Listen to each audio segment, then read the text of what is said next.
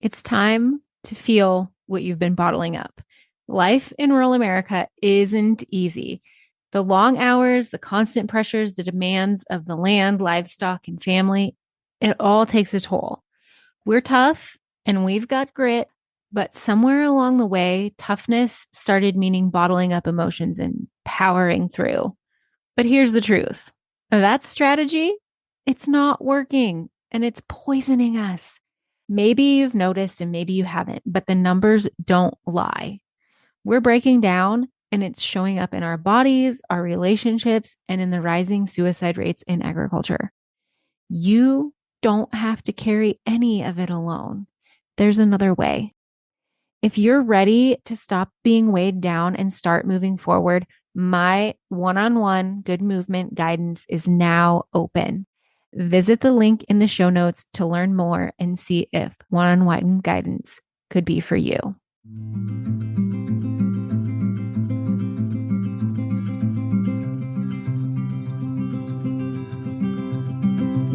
I'll carry you, you carry me, we'll help each other through it. Come on and see good movement draws good movement. Welcome to Good Movement Draws Good Movement, the podcast where farmers, ranchers, and rural folks can grow relationally through awareness, understanding, and effective communication. Hey, it's T. I'm your host, and I, along with my guests, will be covering topics related to drawing good movement. Things like self and social awareness, brain science, positive psychology, extending grace, and so much more. We'll share tools that can help you understand why you are the way you are, why others are the way they are, and how you can use that to step out of self-told lies with grace and compassion to draw good movement in conversations, relationships, and life in rural America. Let's go draw good movement. Back by popular demand is the husband formerly known as Mr. FFB. Tom is back with us. And I say back by popular demand because his episode that he was on is the most popular episode of the whole podcast thus far.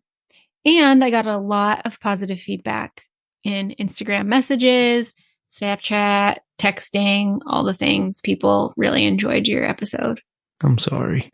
Why are you sorry about that? It means I'm famous and you're not famous yet. No, that's not what that means. Neither one of us are famous. Oh, that's 100% true. Anyway, after that episode, I put a question box in my Instagram stories asking if anyone had questions that they would like us to talk about on your next episode. And I got a few, and we're going to answer them here today. Most of them came from former interns. Oh, boy. Well, 3 of them came from former interns. Okay. So we're going to answer those today. They're great questions. But first, another question that came in is, what's your number one communication tip to improve your marriage? Really? Yeah. Are they all like that? No, this is the hardest one. Number one communication tip. Be honest. You got to be honest. Meaning, like, you have to tell them how you're feeling, but you have to do that respectfully. So don't scream, I am angry with you. Well, you can say that, but you got to give it some context. Like, you can't say that and not have a follow-up.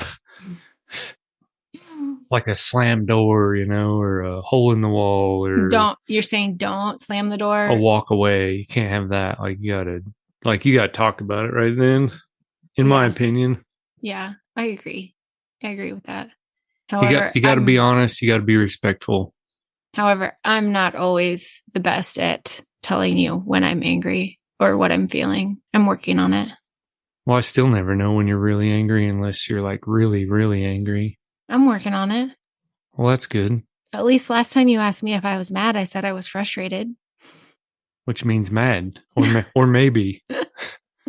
And maybe's yes, maybe's no. It's like Uncle saying, hey. Hey can mean anything. Hey. Yeah, frustrated is just a nicer way to say angry. But it means the same thing. It lets me deflect a little. I think that my number one communication tip is to pause before you respond, like to think before you speak. Because I think that when you do that, you save yourself saying things you don't mean, like in the heat of the moment. Yeah, I'd be pretty guilty of that. I kind of fly by the seat of my pants. When it's there, it's hard to filter. I'm getting better. Yeah, we're both doing work. Are you ready for the intern questions? Yeah. Okay.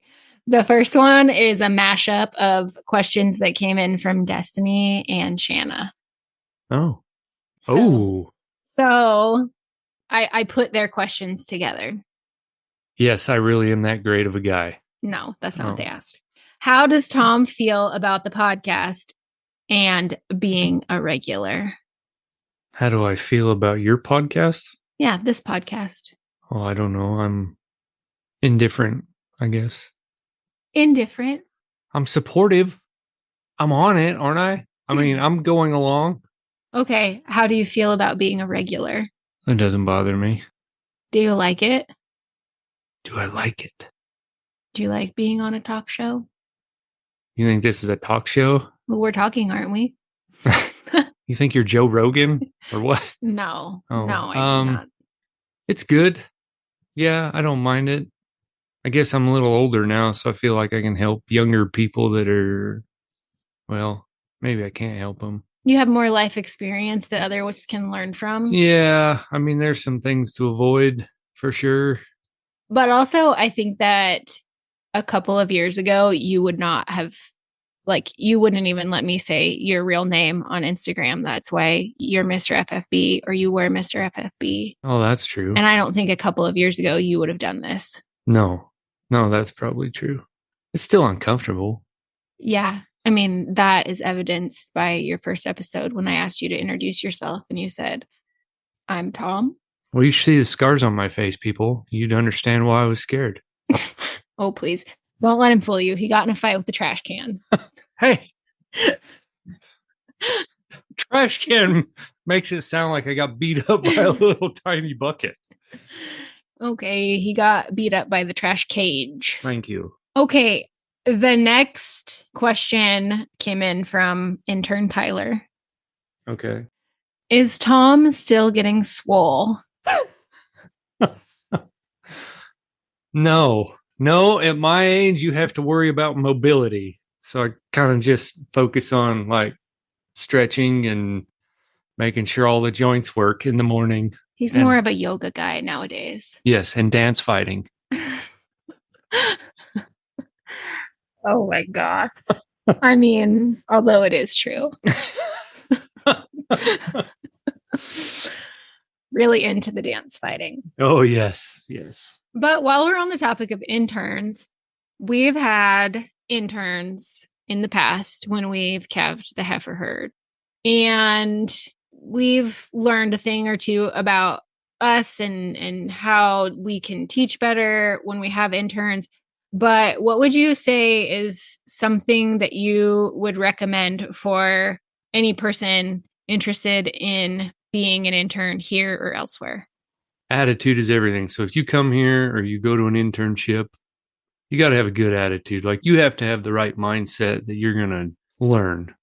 Like when people come here, sometimes we get interns that come here and they want to teach us new ways, which we're not against.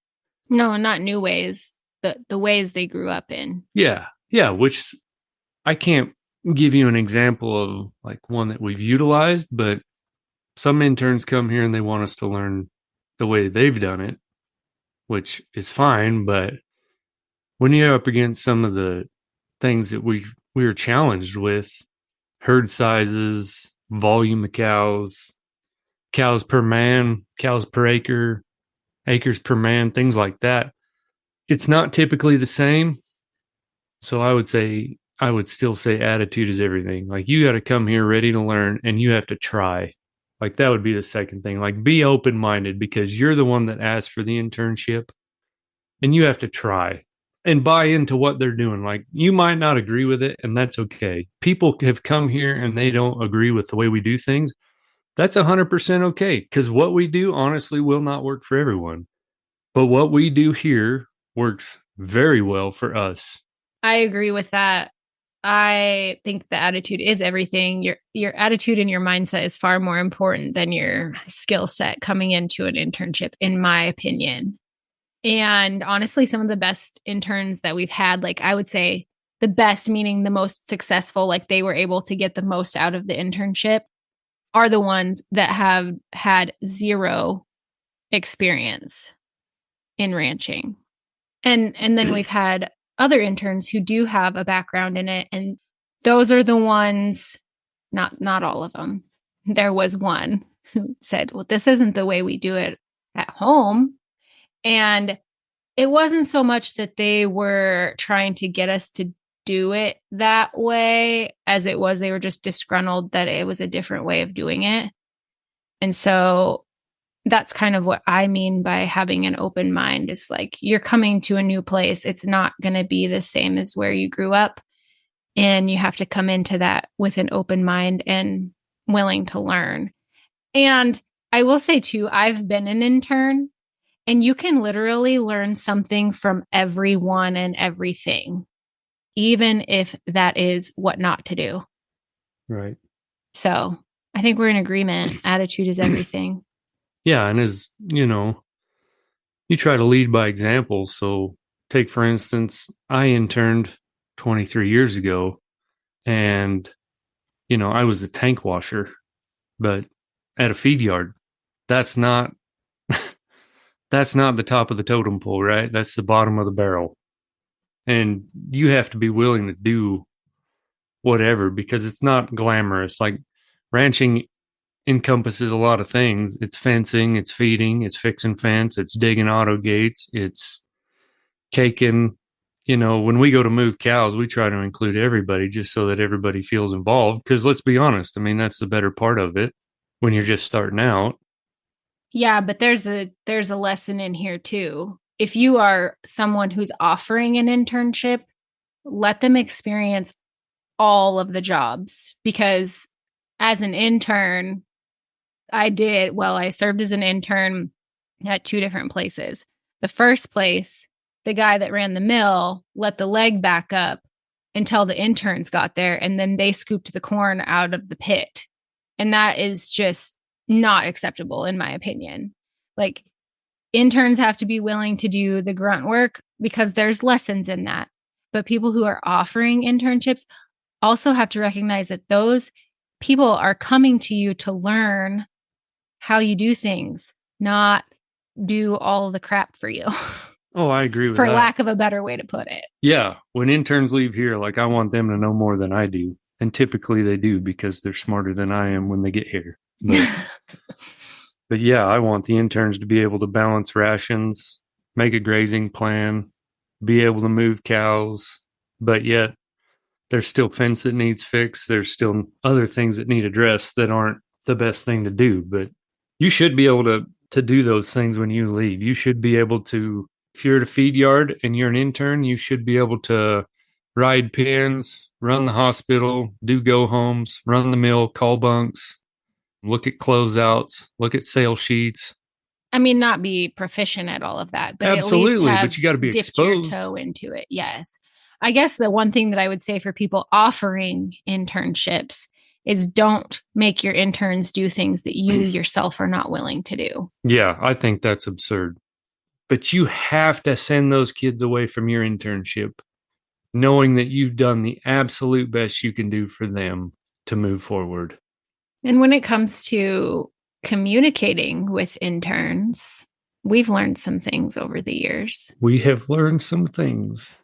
When our first set of interns, Tom would tell me things that he would want the interns to do because he was aware/nervous that it would come off not the way he intended it to if he said it to the intern. And so he'd say it to me and I'd be like, what the crap? I am where I'm supposed to be. What is this about? And I did ask you, I'm like, dude, I know. Why are you telling me? And then you said, well, it's because I want the interns to know that, but I don't want to come off like a jerk to them. Yeah, but people that don't know me think I'm an intimidating ass.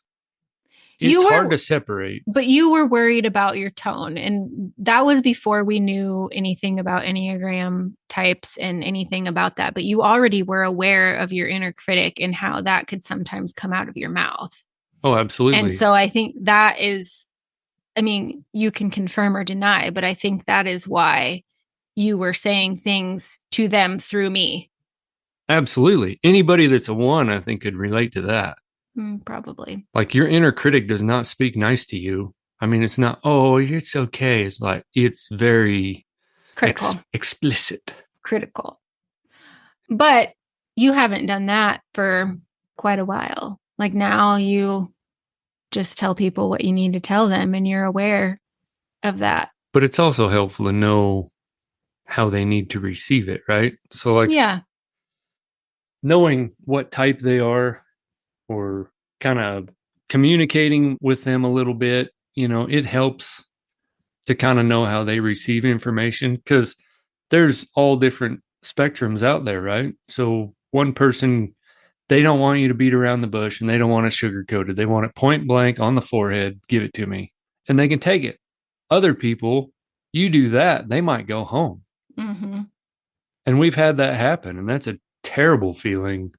So the Enneagram has been extremely beneficial that way for me. Yeah. So to sum it up in a neat little package. Is anything really neat? Yeah. Okay. Nature. That's pretty neat. Your number one communication tip to improve your marriage is honesty And respect. and respect. And mine is pausing before you respond or react. You feel pretty good about the podcast and being a regular, and you are not getting swole, but working on your flexibility. Yep. Tyler, I'll leave the swole to you, old boy. And as far as our tips for interns looking for internships, attitude is everything. Keep an open mind. Well, we got to go back a little bit. Okay, let's go back. Like when you come here, it's not that we don't want your ideas, right? But typically, interns show up here at not an ideal time. It's not that we don't want their ideas. We want their ideas. We want them to be honest with us about it, but not right off the get go. Or I think I know what you're trying to say here. Ideas are welcome, but the attitude of, well, this is how I've always done it and this is the way that it should be done, that is not the right attitude to come into when you are going on an internship to learn. Right. And like ideas are welcome, questions are also very welcome. Very welcome. So if you don't understand why whoever you're interning with is doing things the way they're doing them, ask questions. But be respectful. Yes. Ask good, honest questions. An honest question is one that you do not know the answer to. Right. So does that kind of sum up what you were trying to say there? Yep. And then to wrap it all up, we've learned some things as ourselves as people who teach interns or work with interns. And that like comes out in the way we communicate. Yeah. I mean, you there's a lot to learn. Like we thought we had it figured out before we came here, and we've learned a ton. And I love teaching the next generation all I can. I'm not a very good finisher. There's guys that put really good 30 days on horses, and there's guys that can put 30 days on a horse and not finish one. And I feel like I can put 30 good days on an intern and give them a very solid foundation. And then from there, they got to find somebody that's way smarter than me. Well, yeah, I think we're all responsible for our own finishing in ways. But I agree. We've learned a lot working with interns and with each other. And I personally, I get kind of attached to our interns. No way. Like I take them under my wing. I become their second mother. Cook for them. Yeah. They eat at our house. Like, so if you intern with us, just prepare yourself for that. Thanks so much for tuning in. I'm so grateful for you. If you found value in this episode, I'd love for you to share with others who might also benefit from tuning in. Share by word of mouth, send it in a text, take a screenshot and post it on social media, or share however you prefer. And if you haven't already, hit the follow or subscribe button so you never miss an episode. Until next time, draw good movement.